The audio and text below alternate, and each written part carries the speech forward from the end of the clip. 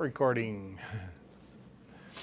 All right, fundamental theorem of calculus. And I should have Googled this, but I think I'm right, that the fundamental theorem of arithmetic is a plus negative a is equal to 0. And you don't have to know this, but that's where everything builds off of that. It seems like, right? Now that's arithmetic. What would be next? Probably, let's go geometry. What is everything built off of in geometry? What do you think the fundamental theorem is? And I'm only guessing at this, but I think I'm right. What? 2 points define a line. So there's your fundamental theorem of geometry. 2 points define a line. This one you probably won't get. The fundamental theorem of algebra, unless you have one of the greatest memories ever. Yeah, I didn't think so. It's not really that. It's not really vital to know what the fundamental theorem of algebra is, but it's something like y equals x to the n has n roots. That's what everything's built off of. So if it's x to the 5th, you have 5 roots. If it's x to the 6th, you have 6 roots. Now some of them could be imaginary, but it'll have 5 roots. All right, well, now we get to the fundamental theorem of calculus. And it says this. That's really the heart of it right there.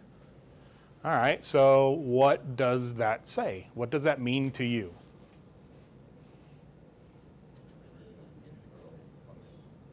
Huh? So what does derivative integral do? They undo each other, right?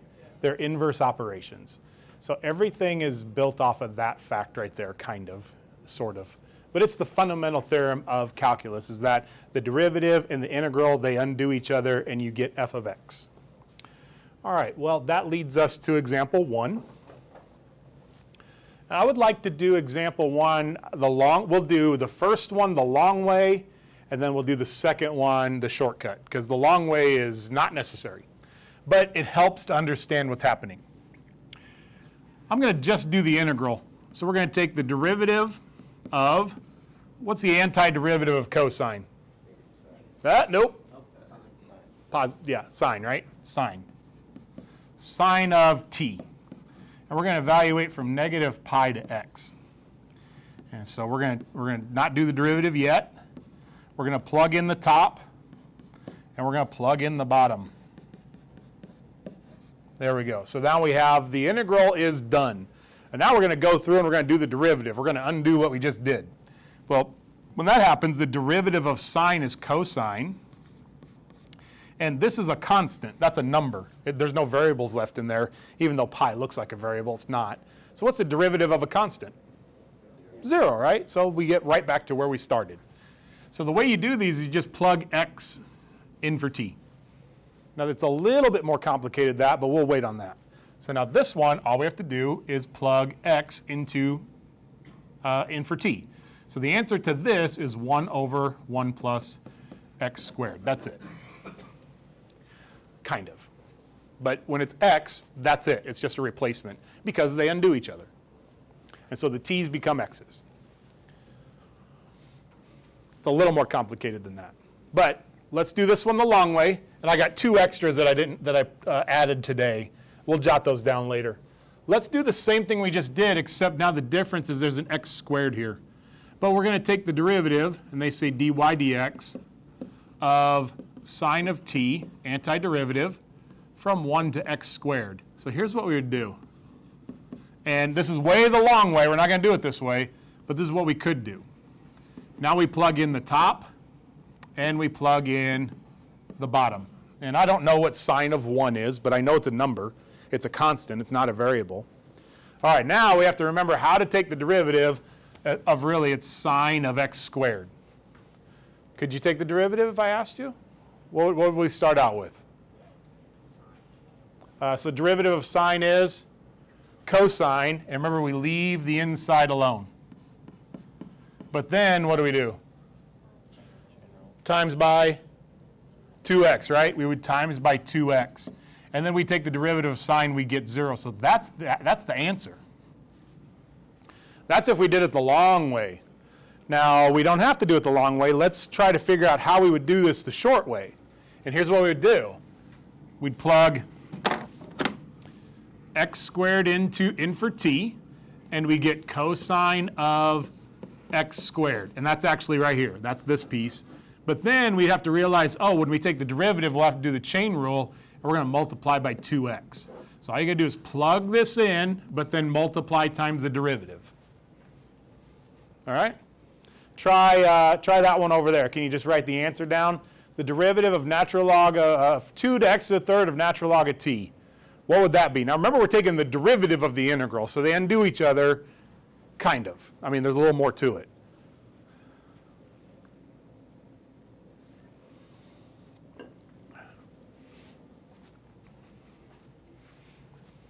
We would end up plugging this in when we evaluated the integral.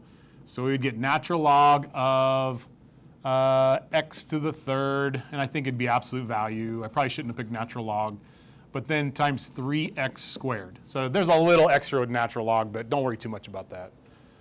So we would plug it in, but then we'd have to do the chain rule, and we'd have the chain rule to the outside of x to the third, which is 3x squared. This one we would plug it in, so it'd be e to the 5x, and then times the derivative of 5x, which would be 5.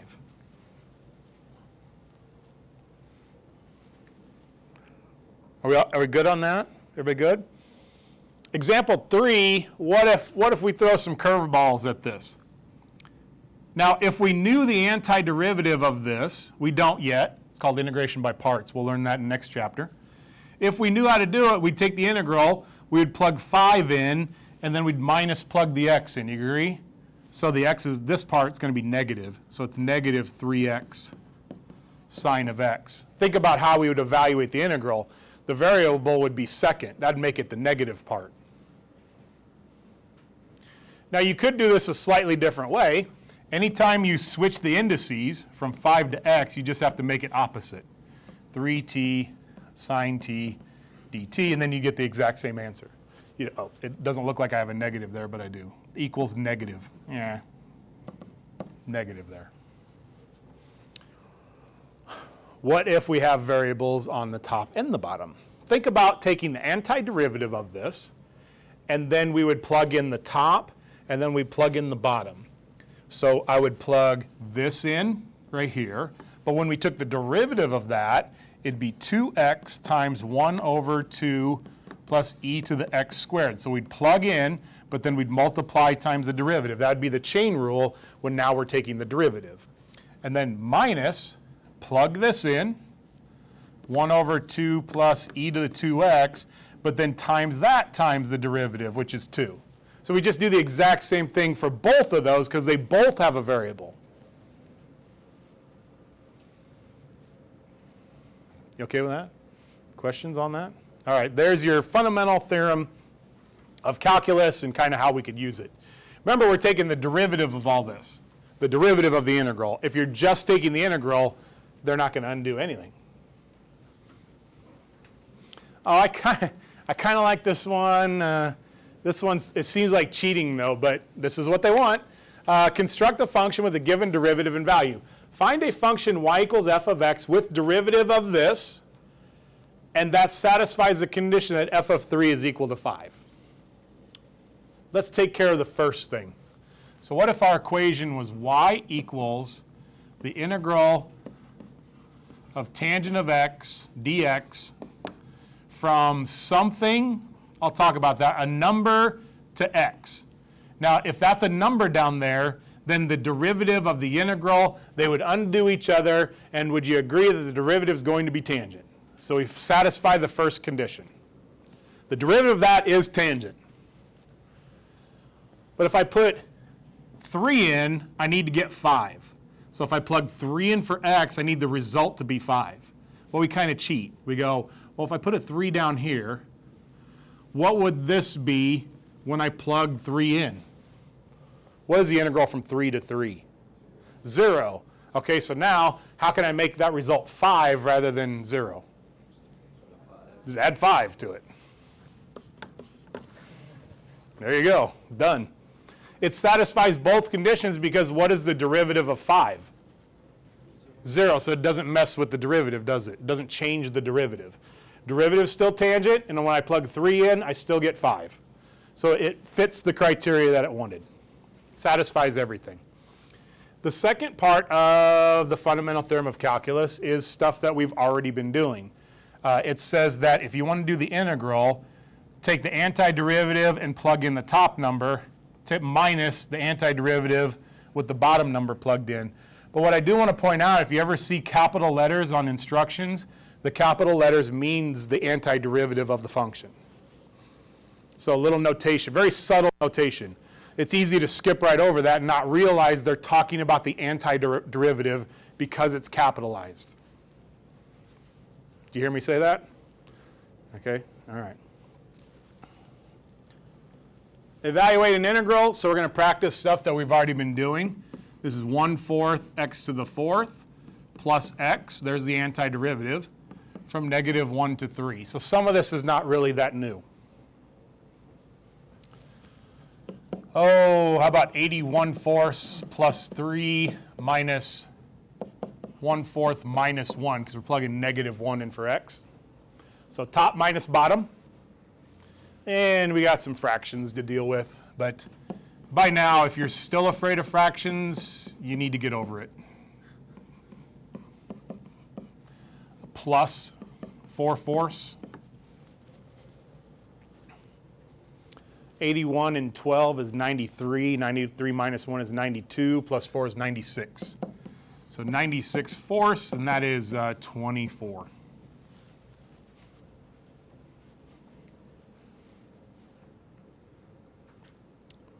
So there's example 5. And we've been doing this already, no problem. The next, A and B, I think are both referring to area, but they're referring to area in two different ways. If you ever see evaluate this really, I've said this is area under the curve, but what I really mean, it's an accumulation of area. An accumulation of area, meaning that hey, stop that. You're going to get me going, and then we're all going to be yawning. Okay, all right. Because I'm a little tired too. I'm kidding. You can yawn all you want. Okay, all right. I got a full belly on salad. I eat like a rabbit now. It's terrible. I'm trying to lose weight. I know you're like, you don't have to. I know. But I'm trying. I'm trying to eat not like a pig every day, which I pretty much do. So I'm trying. Anyway, an accumulation of area means we're going to have this area be positive, and then we're going to have this area be negative, and then we're going to accumulate positives and negatives, and we're going to come up with an answer. Well, you don't have to think that hard on this because we're just going to do the problem. We're going to go 4x minus 1/3 x to the 3rd, and we're going to go from 0 to 3. So it ends up being 12 minus, 27 divided by 3 is 9. And if I plug 0 in, minus 0, that'll be 0. Now you got to be careful with 0. What is the cosine of 0? 1. What's e to the 0? 1, so it's not always 0, but it will be here. So if I put 0 in here, we're minusing 0. That ends up going to be an answer of 3. Well, that means there ends up being more positive area than negative area because I end up with a positive answer there.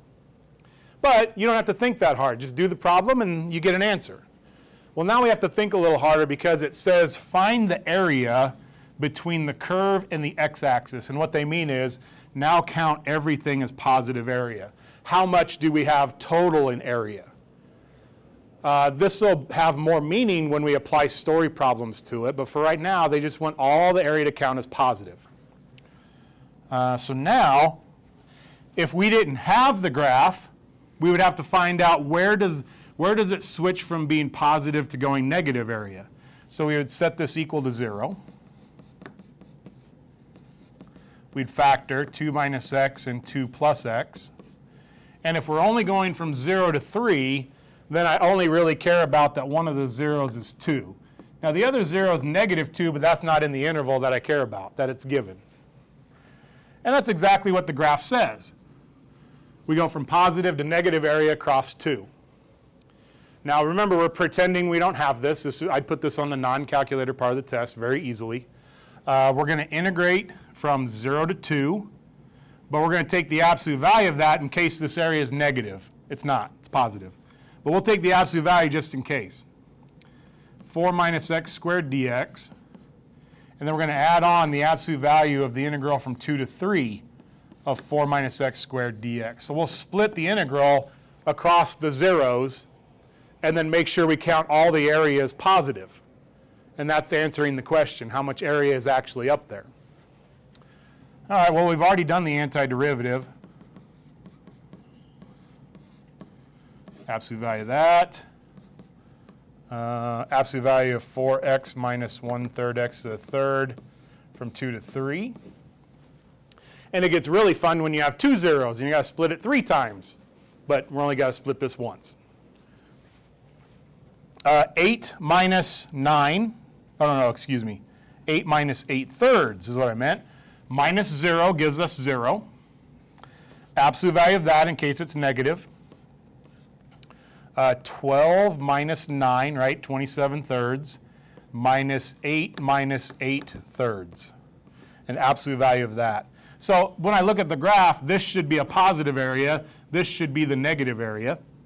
24/3 minus 8/3 is 16/3. 12 minus 9 is 3, minus 24/3 minus 8 minus 16/3.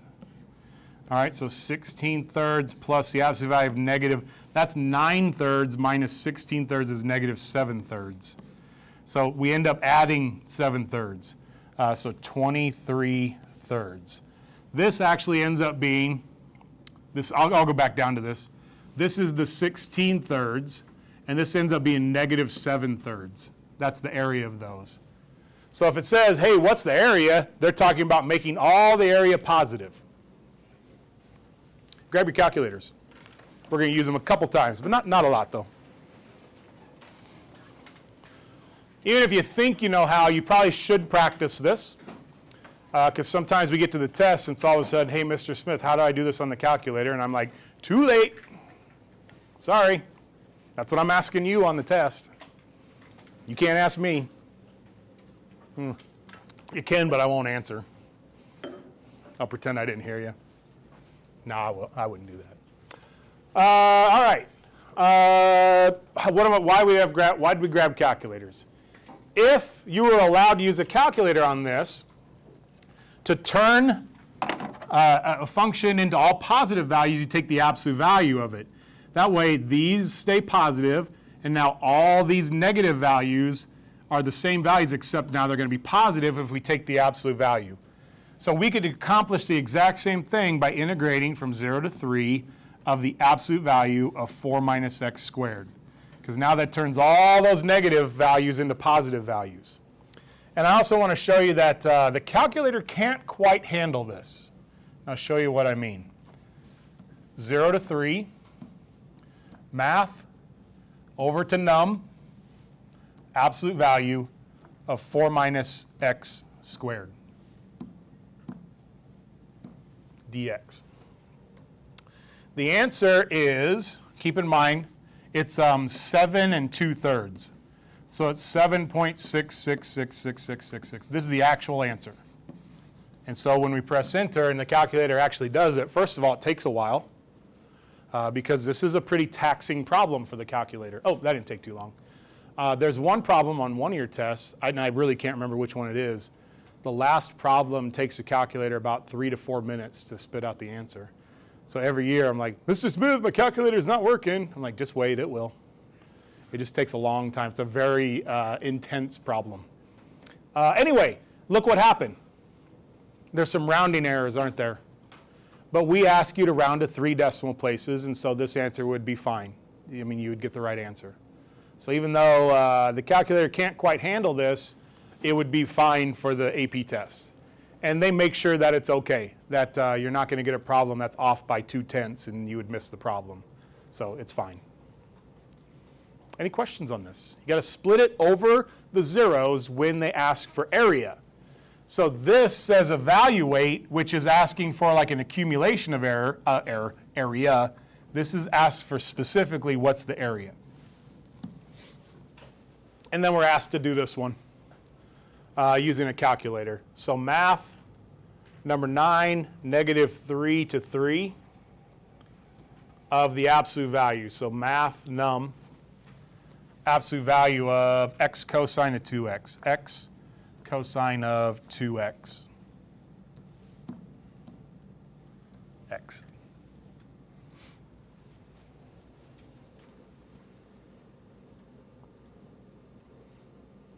I think the trig function makes this go a little slower.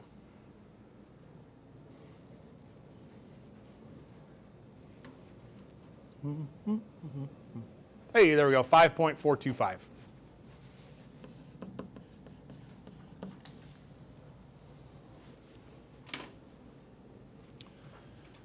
The graph of a continuous function f with domain 0 to 8 is shown in figure 5.32. Let h be the function defined by an integral. Function defined by an integral. I know that if you're watching this at home, because I'm recording it, you're not going to be able to see this, but I have a bunch of free response questions in a binder. Years ago, I decided that I wasn't keeping track of what we've covered and what we haven't covered as far as the free response questions are concerned. And you can Google all these. They're online. I mean, you can copy them down all you want, but it's not going to do any good.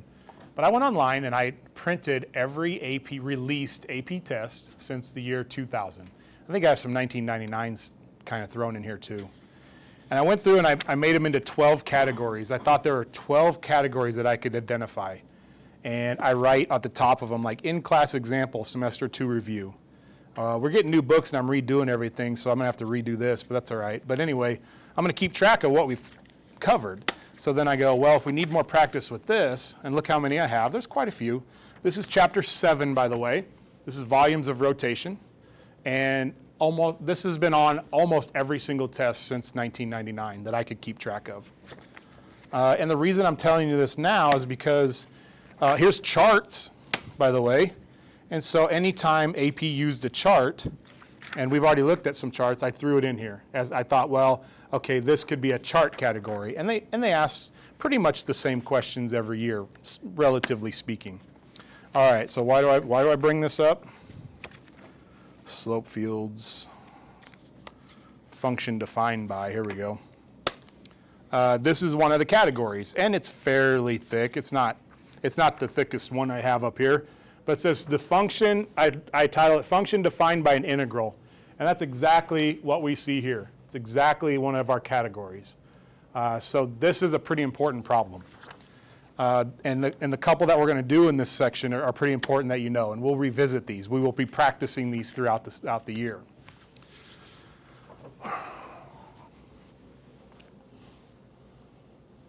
The graph of a continuous function f with domain 0 through 8 is shown in figure.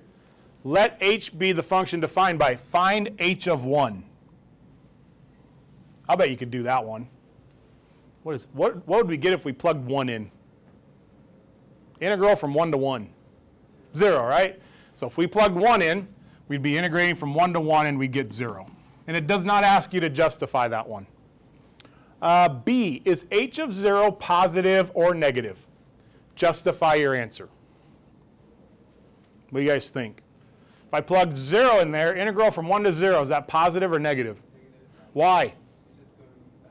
Okay, it's going backwards, but what if we go backwards over negative area? That'd be positive. What are we going backwards over? Positive area or negative area? So we're integrating this function from 1 to 0 over positive area. So you're actually right. You're right, it is negative. So it's negative, but I'm not sure you knew why it was negative, other than you knew we were integrating backwards. But we're integrating backwards, which is great. I'm glad you remembered that. But remember, it has to be integrating backwards over positive area. That's what makes it negative. We're integrating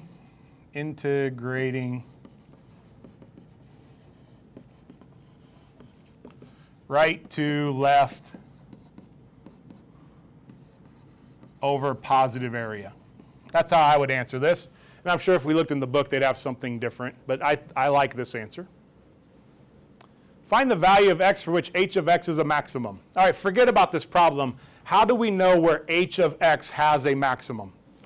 Using calculus. Where the derivative, no!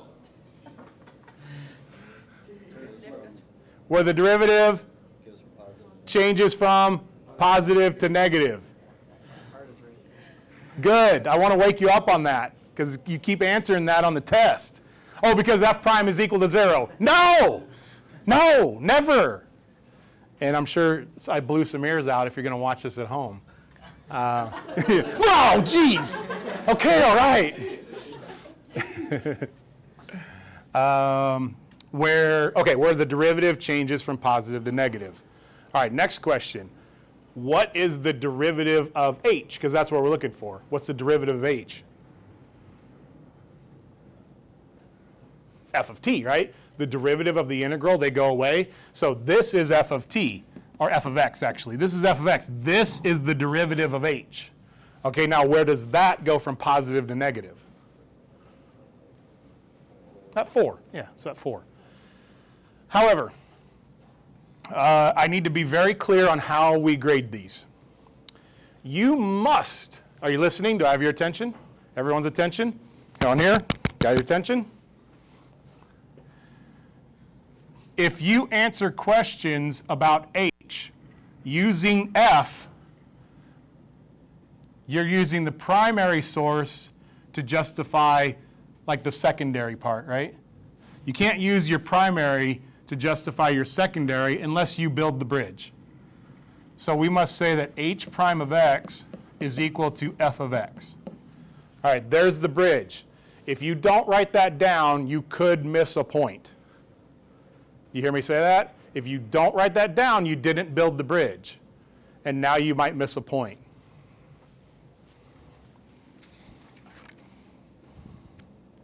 Need my glasses.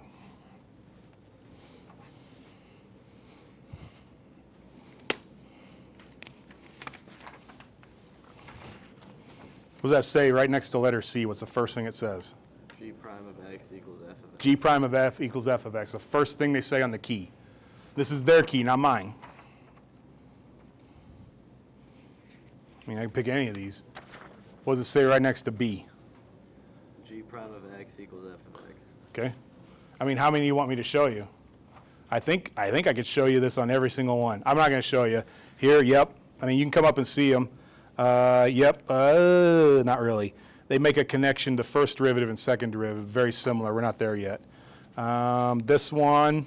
Oh, this one doesn't kind of has it. Anyway, hope you get the point. It's on most of their keys, not all of them. That you have to build the bridge. All right. Anyway, and we talked about how h prime of x. Actually, we could do h prime of x, which equals f of x, changes from positive to negative at x equals 4. I don't know if I answered the question. That's the justification. I would say there's a maximum at x equals 4, and then I would make that statement. That's probably how I'd answer that one. All right, it doesn't ask you to justify it, but the AP test will. I guarantee it. All right, letter D. Where do we think the minimum of h is? Yeah, that's where the derivative go from negative to positive. Is that happening anywhere? Nope. So where else do we have to look?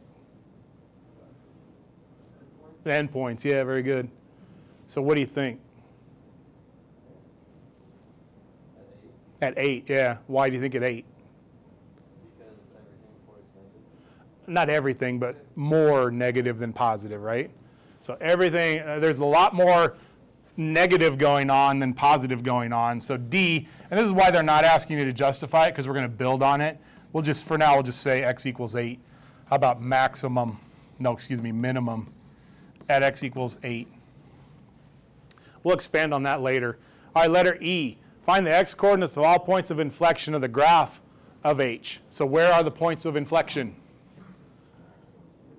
Maximum minimums of the derivative of f, right? Yeah. So where's that at? 3 and 6 and 1, yeah, 1, 3, and 6. 1, 3, and 6. Now, I know it doesn't ask you to justify it, but let's do it anyway. Points of inflection at x equals 1, 3, and 6. So let's discuss justifications. How would you justify that? We've talked about this. If you tell me the second derivative is 0 there, my head's going to explode. Okay, so you know that's not it. That's possible points of inflection. Where f prime, no, excuse me, where h prime or f, either one, because we built the bridge, where f does what? Changes concavity. No, that would be where g changes concavity, but we can't use that argument. Where f, what's that? No, that's minimum and maximum. Yeah, where f changes,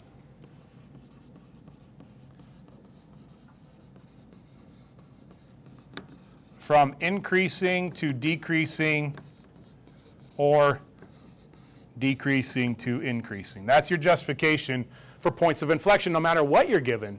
It could be the stuff we did earlier, it could be the stuff we're doing now, but f, which is g prime, and we made that statement, excuse me, h prime, we've made that connection. Now we say it changes from increasing, decreasing, or decreasing to increasing, which means the slopes are changing. And some of you have already tried to use the slope argument and have already lost points using the slope argument, and I told you you would lose points doing that. So try not to use a slope argument. It can be done, but it's pretty tricky. All right, any questions on this? We took a lot of time on this because it's a big deal. It's a whole category of questions that AP loves. All right, what else we got? I guess, well, that's, now we do some practice. What time we got? That dang clock, I got to get it fixed. 6th, so we're looking at 26. All right, oh, we got some time. All right, let's try, let's try 2 because it goes so quick.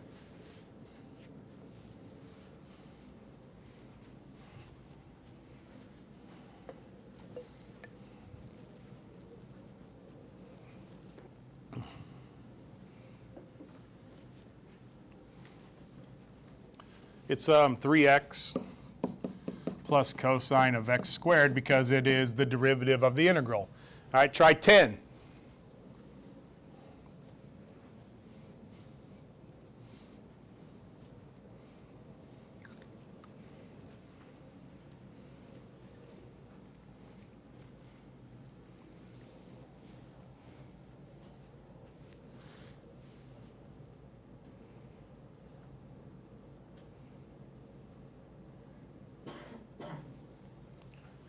With 10, we plug x squared in.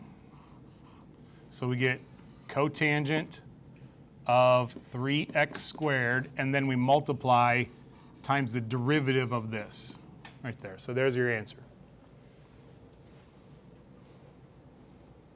Questions on those two? Let's try 22.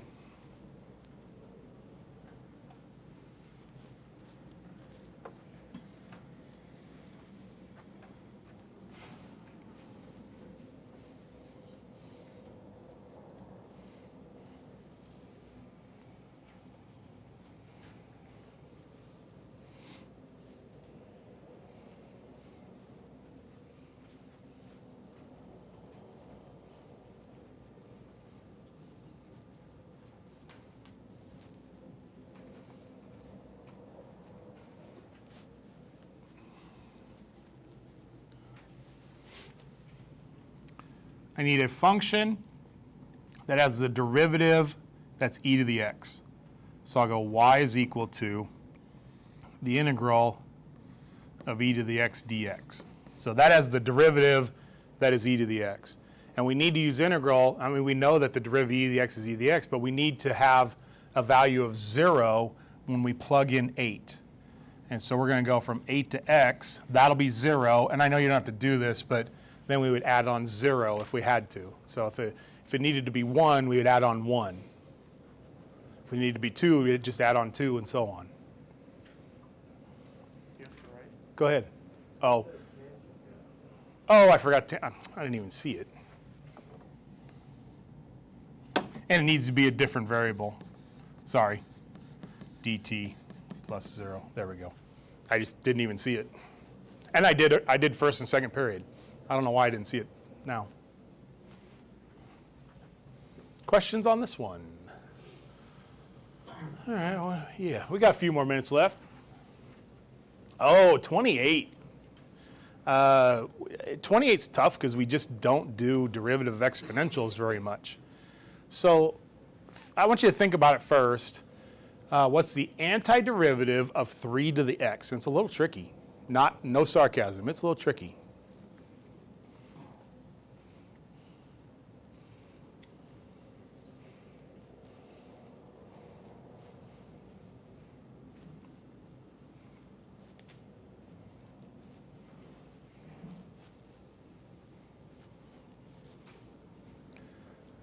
Well, let me ask you this. What's the derivative of 3 to the x?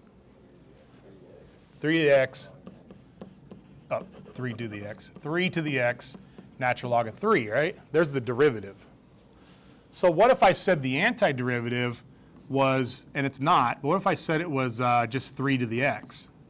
I mean, I would get part of it, but if I took the derivative of this to get back to this, the derivative would have 3 to the x and then it'd have natural log of x, which that's just a constant. So shouldn't we just divide by natural log of 3? Remember, constants just follow along, and then the derivative of this with 1 over natural log of 3 would follow along. Derivatives 3 to the x, natural log of 3, and those would cancel out. That's it, but that's a little tricky to get. Whoops. Negative 1. All right, so 3 to the negative 1 over natural log of 3 minus 3 squared over natural log of 3. And I'm thinking about what would a multiple choice answer look like. And I think it'd be, I think they would do this. So I think they would probably send the 3 down and then possibly get common denominator, which would be 1 over 3 natural log of 3 minus 27 over 3 natural log of 3. So here's what a potential answer would look like. Negative 26 over 3 natural log of 3. Did I put 26? Yeah. Yep.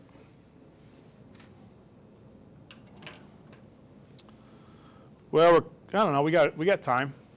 Let's try 36, and we'll get a little practice with some trig.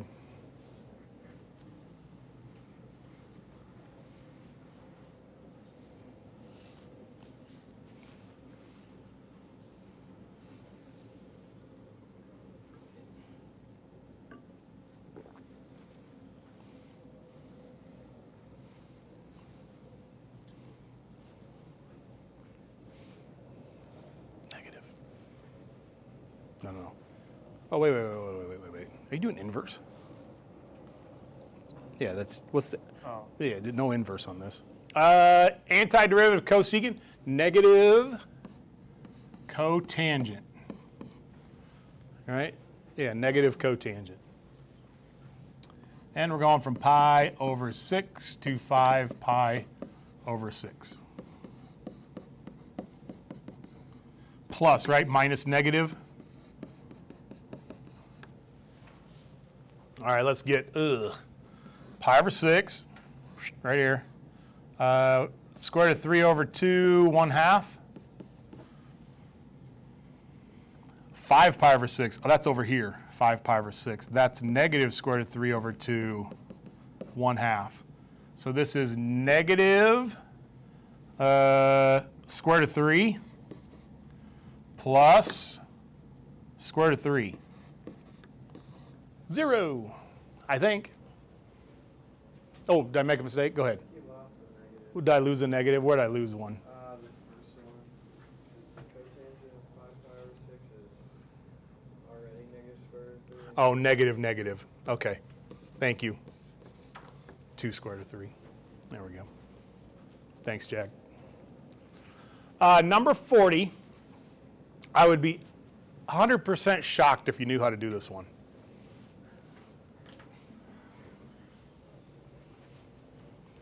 But I'm not saying, I'm saying there's a chance you know how to do this one, but I bet you don't. Yeah. That's awesome. That's pretty good. So what should I write? 1 up the integral of 1 over 4. No, you haven't integrated yet. Or 1 over the square root of u. There we go. Yeah, then minus the integral of 1 to 4 of. Let's just keep it. Of just. Let's keep it together, Oh, okay. right? Oh yeah. Yeah. Perfect. I love it. So now what? The square root of u was canceled out. No, yeah, that's but to 1, right? To 1. Yeah. Okay, u.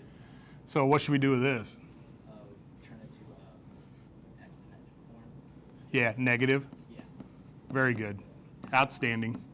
All right. Add 1, right? That's how we take the. Let me talk about it. A common denominator is a technique that you need to be ready with. And we'll have to use this several times throughout the year. Common denominator. It makes this problem fairly straightforward if you can remember it. It's impossible if you can't remember it. I don't know what you would do with that. But since there's a single item down in the denominator, we can split that. Now, if we had square root of u over 1 minus square root of u, we'd have to do something else. We wouldn't be able, you can't split denominators. You can split up numerators. Anyway, we're going to add 1, u to the 2/3 times 3/2. There's the antiderivative, because we need that coefficient to be 1, so we need that 3/2 there, minus u from 1 to 4. So 3/2, did I do this right?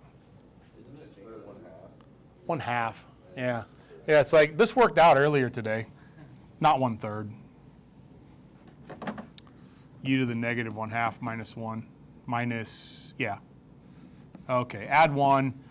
U to the 1/2 times 2 minus u from 1 to 4. Well, we'll do this. 2 square root of 4 minus 4 minus 2 square root of 1 minus 1. So 4 minus 4 is 0. Minus 2 minus 1. What are we looking at? Negative 1? There we go. A little help from my friends. I got it. And we're pretty much out of time. Why don't you upload those? And yeah, that's it.